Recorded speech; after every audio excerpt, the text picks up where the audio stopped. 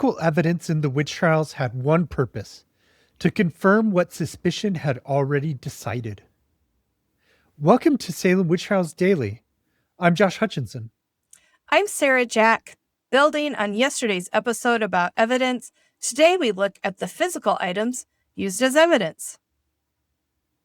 Some evidence was seized during the arrests of suspects. In Giles Corey's examination, a magistrate asked him about ointment that was found when his wife Martha was arrested. There was discussion about where the ointment came from, with someone saying it was from Major Bartholomew Gedney. But Giles said it came from Sarah Bibber, who also denied it. Later, Constable Joseph Neal found nearly 20 jars of grease and ointment in Amputator's home. She stated that these were full of grease she used to make soap. Looking at the witch trial records, we find frequent references to poppets, dolls used to cause harm to others through image magic. Bridget Bishop was accused of having a poppet in her home. Magistrates were legally instructed by books such as Joseph Keeble's and Assistance for Justices of the Peace to search suspects' houses diligently for pictures of clay or wax upon arrest, viewing these items as critical evidence of maleficium. Testimony regarding poppets also appeared in confessions and spectral sightings. Elizabeth Johnson Jr. confessed to using a cloth poppet and a birch rind poppet to afflict people. And Sarah Wardwell confessed to using her own baby as a poppet to afflict Martha Sprague.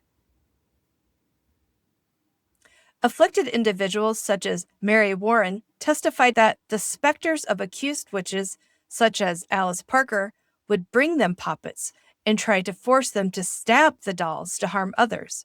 Abigail Hobbs claimed that the devil brought poppets directly to her.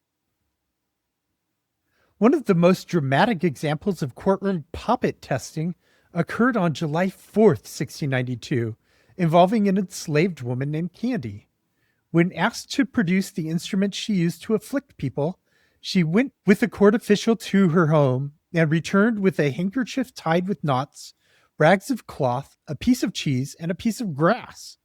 The magistrates then proceeded to perform magical experiments with these items.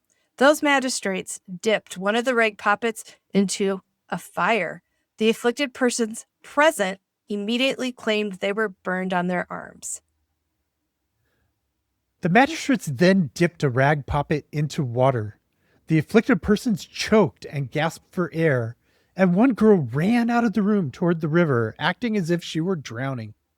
The magistrates then compelled Candy to eat the piece of grass she had brought.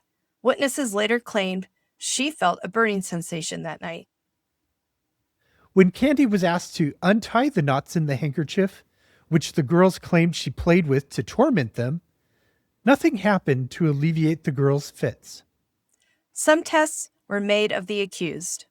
One method was to ask the suspect to recite the Lord's Prayer, something witches supposedly couldn't do, but which several people accomplished at their hangings, according to eyewitnesses. Another test, known as the touch test, involved having an afflicted person touch the person supposedly bewitching them, which they believed transferred the magic back into the witch. If the afflicted person recovered upon this touch, that indicated the suspect was indeed guilty. The water test, aka swimming or ducking a witch, was not used in Salem, but was employed in Connecticut in 1692 and Virginia in 1706. Evidence used in the Salem witch trials took many forms, but none of it truly established that the accused committed harmful magic, of which they were entirely innocent, by the way. Tomorrow, we will begin a short series on witch trials outside of Salem to establish the wider context of early modern witch hunting.